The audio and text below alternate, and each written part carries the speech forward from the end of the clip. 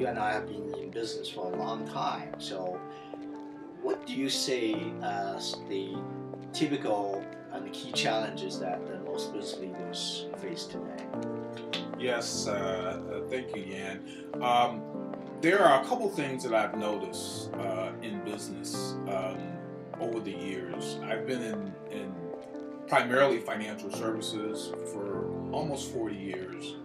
I have my own leadership development consulting firm, and I'm also teaching a course on leadership at a couple of the universities here in the Chicagoland area. And there are two very distinct things that I've noticed that leaders tend to face. And this is after we go through all the superficial stuff and after we go through all the complaints and the blame game. It all boils down to the leader's orientation to the clock and how to manage their time. They either feel that they don't have the time, need more time, and they have a limited orientation to the clock or to time. What do I do with the time that's allotted to me? We all have 24 hours. What do I do?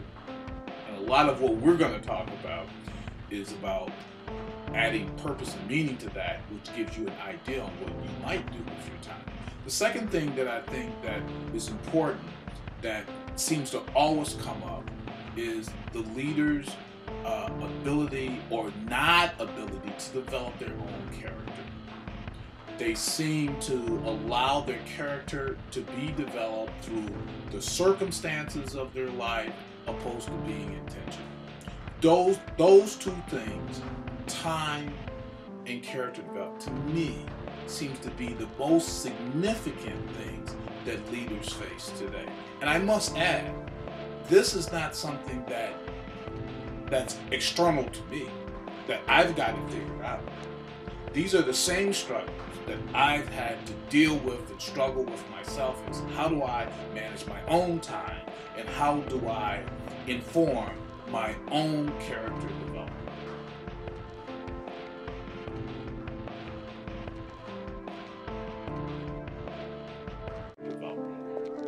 Yeah? Yeah, I certainly can relate to that. I work in the pharmaceutical industry, and in the past 10 to 15 years, the combination of increased regulation because of safety concerns, aging population, the government cutback in terms of funding available for purchasing drugs for major medical programs, and also just the natural expiration of patents, the state of research in the drug industry.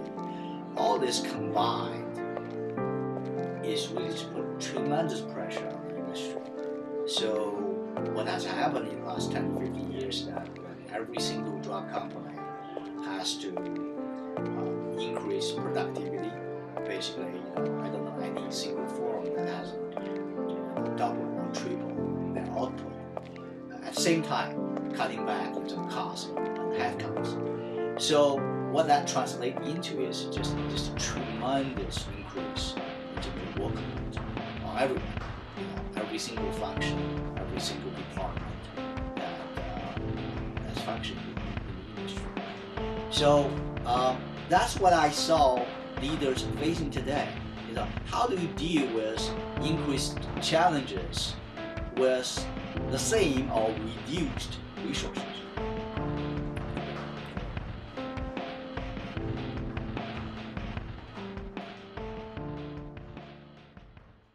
doing this? How do they cope with this massive amount of what Yen is going to explore as a tsunami effect of stuff coming at them in all types of ways?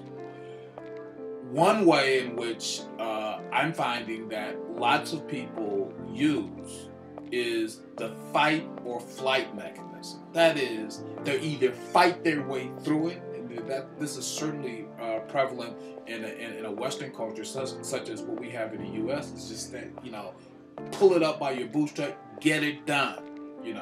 Fight your way through it. You can do it.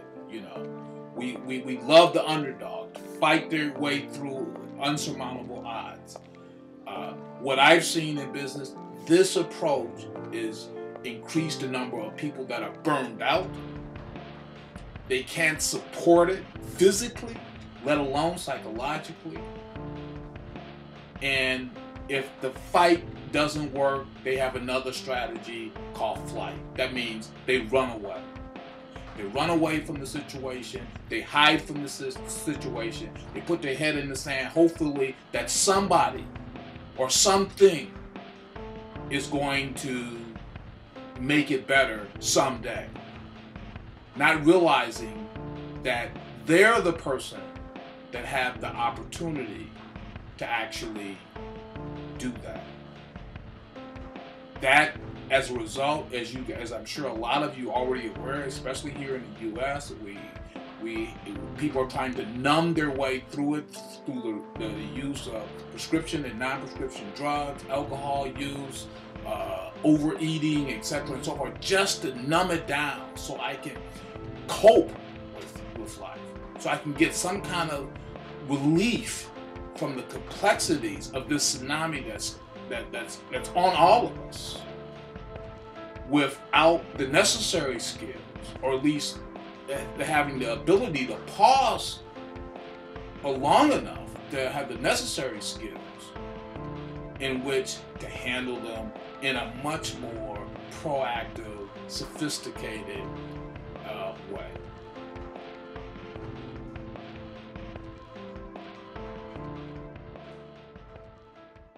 Yan, what would you have to say on the coping mechanism? Yeah, unfortunately, it's rather sad. That's by and large the story. In a way, it's natural. All leaders grew up from, where they were. So they didn't know what they didn't know. So by and large, they are, I have a conversation recently with a very senior executive. He said, we're just fighting tsunami with the same skills we used to fighting flooding in our basement. And, just work harder. Like you said, firefighting. But he also recognized that, really fighting tsunami is going to require a different strategy and skill as you try to stop flooding into your basement. Because the scale is just totally different. You're not going to survive a tsunami like what happened in Japan just by, putting higher fences around your house. That's not going to stop it. All effort that eventually is going to be, ineffective and in the end kill yourself. So then the key question comes, he said, if you face a tsunami, you run to higher ground. You don't just try to erect fences. So the key question then becomes, what's that higher ground?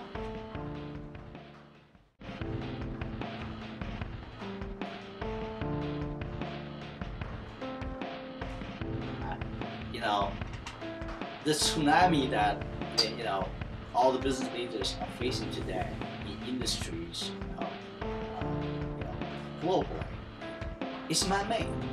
Okay, unlike a natural disaster like what happened in Japan last year, the natural tsunami, the workload we're imposing ourselves are created by man. I should say woman. So when I say man, it's generally mankind. We artificially inflated the demand ourselves in order to achieve what?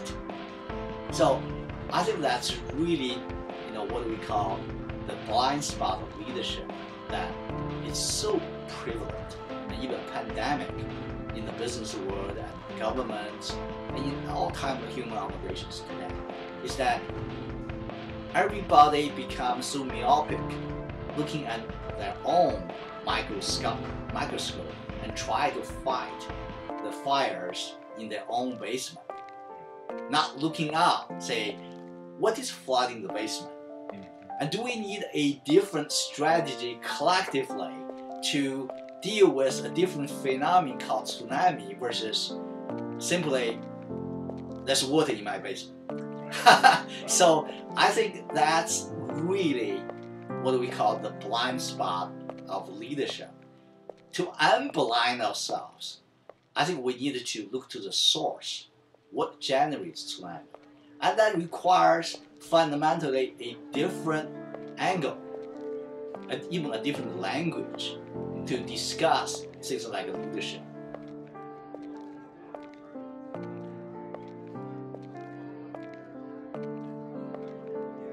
What we believe is we need to go back to the fundamental human motivation.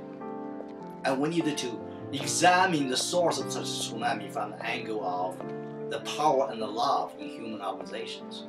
So what fundamentally drives people? Why do they come up with such a long checklist and drive themselves crazy? Collective. I don't mean any individual leaders, doing this like Hitler is trying to destroy, a Jewish race or the entire humanity. But unconsciously, that's exactly what we're doing to ourselves as humanity.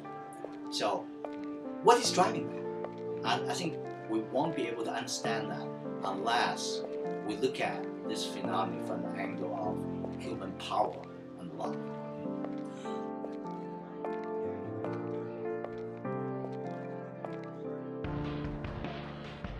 We're pulling together. What are we talking about when we talk about power? What are we talking about when we talk about love? Yeah, as I said, both power and love are very natural and very, common human drivers. You can even say those are the prime drivers in life. So it is not a question of denying one or the other. So Martin Luther King famously said, power without love is abusive. So, it's going to destroy everything. But love without power is sentimental. Yeah. And really it's degenerative. Okay? So the key is to how do we bring both power and love into what we do. So, we live as human beings, whether at work, at home, with our friends, in our, societies. So whether or not we are consciously, we are accessing our power, as long as we are alive.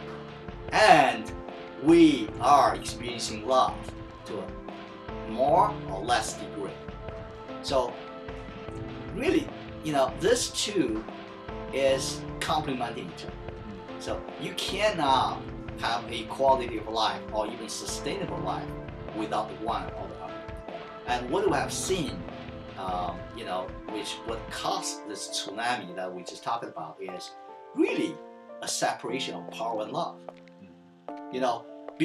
Due to whatever reasons, at workplaces that tends to be more of a power drive, and in community centers, in our families, there tends to be more of a love drive. Okay, those are just extreme examples. We can go into more details. Say this separation exists in almost any regular activity events that we have as part of our work life and family life.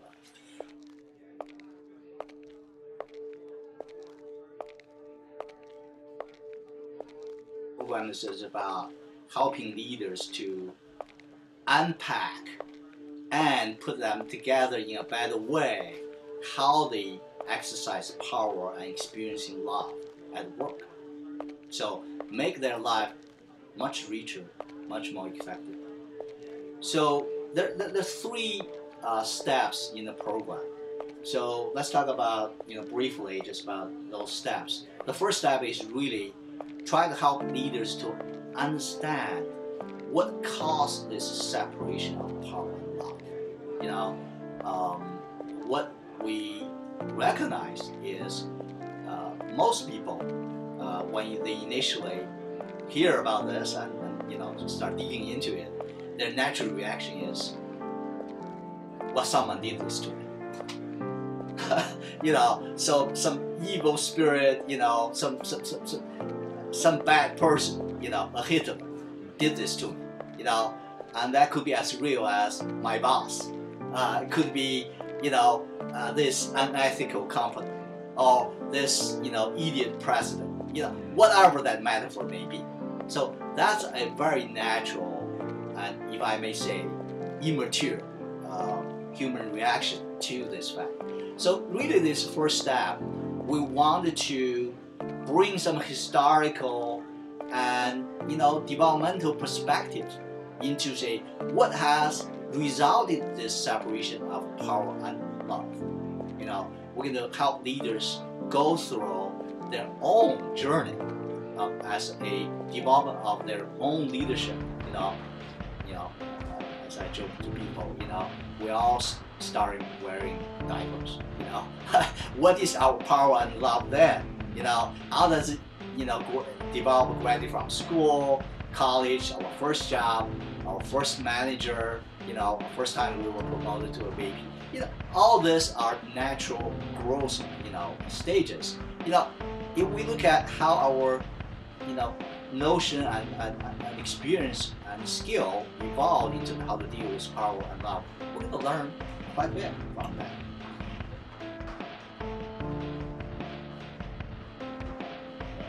So the second one, I like to use the metaphor of, mountain climbing as leadership development. Leadership development is not about going to a nightclub and have a good time. Right. Okay? So yes, there's joy and fulfillment coming out of it, but it's going to take effort. Right. So it's more like learning to climb Mountain Everest or whatever, Yosemite, national park. Something that's going to be challenging you so that becomes worthwhile.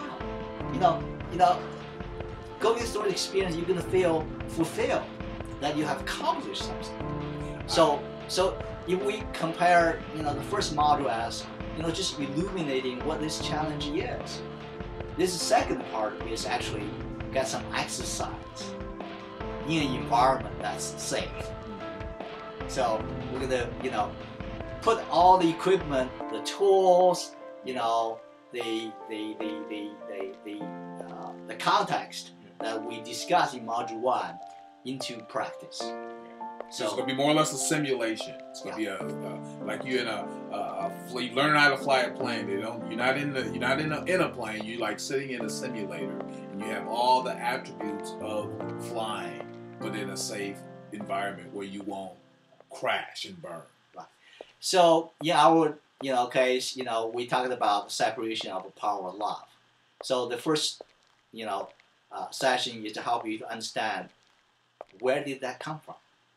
In the second session, you're going to actually practice to put them together.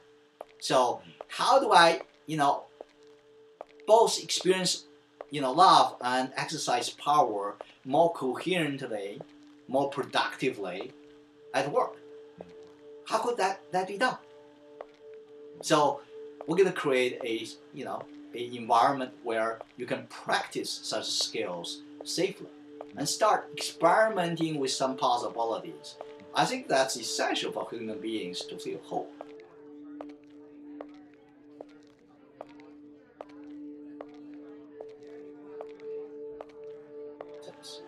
So the first day, we needed to have some theoretical understanding, conceptual understanding, what challenges are and where they come from, so that we have a context. The third one is strength training. we need to practice some of those difficult skills for very worthy causes, right? Because we all want to experience, greater power and love. I mean, there's no question. Neither is at fault. It's a question, how can we do this safely, effectively, in a way that we enrich our life and other people's lives at the same time? So, stress training in the first stage. The third stage, we're actually going to bring this back to our work and try to accomplish some real goals and bring some real benefits. And that's going to be an exciting adventure and requires even higher degree of skill than what you have used during strength training. So when you halfway up to the rock in Yosemite Park, it will be too late if you forgot some basic gears. But certainly, you will never be able to practice everything you will experience when you're up there. So this third one is really, how do we build the support infrastructure and bring all the training into bearing on your practical experience in a safe and productive manner.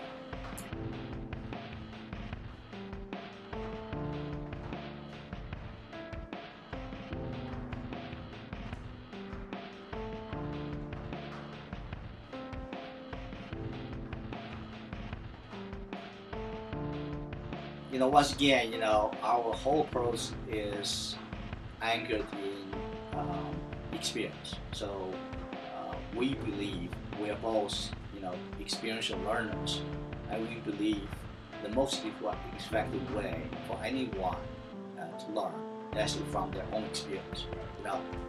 How am I living my existence? Exercising my power, experiencing my love. At what would I do? So I see this is a one very big difference between our program versus most other leadership development programs. We come from experience, and all the theories and tools are in the context of improving our own experience. We don't just go to tools and concept and theories for the sake of concept and theories. And you're going to find that that's going to be one major difference that you're going to find in this endeavor is that you will learn through various experiences along the way, and it's by design. We want you to have the experiences because that's how you know.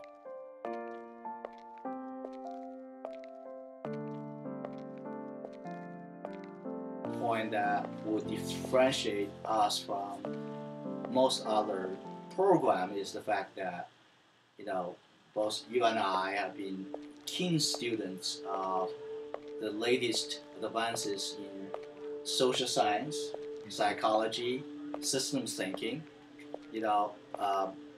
I myself came from background of hard sciences.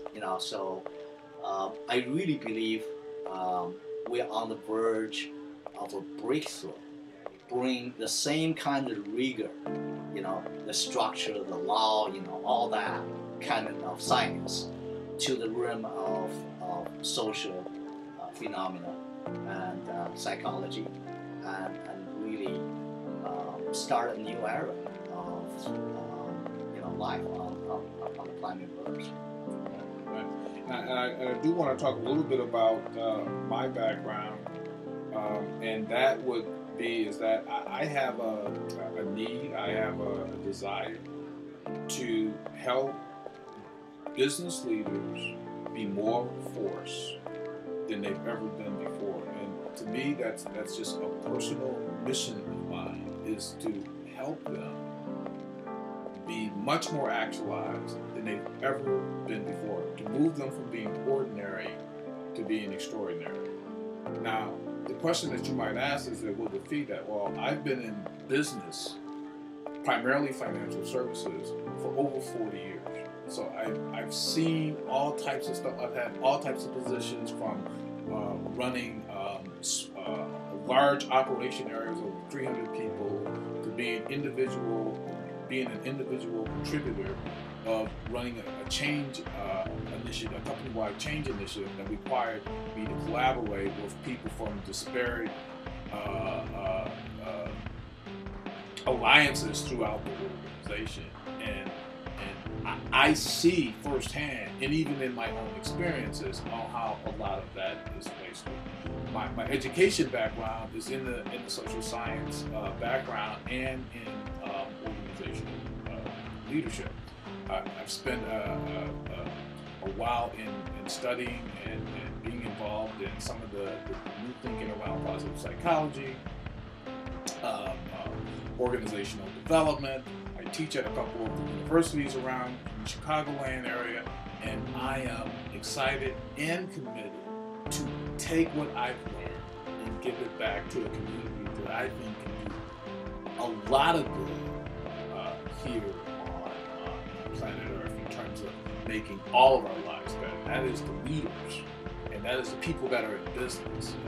I'm a firm believer that business has a lot. They may say a lot of negatives, but I see much more positives, and I want to awaken a lot more of those things through this particular program. It's very interesting. I mean, just take two of us. You can almost say how this, leadership experience and journey unfold. I came from a very different background as Gerry. In a way, I'm coming from the hard side. Gerry came from the soft side. So, and we come to the middle and share the same passion, same drive, same vision going forward. So I grew up in China at the time. The political dictatorship was very much in power.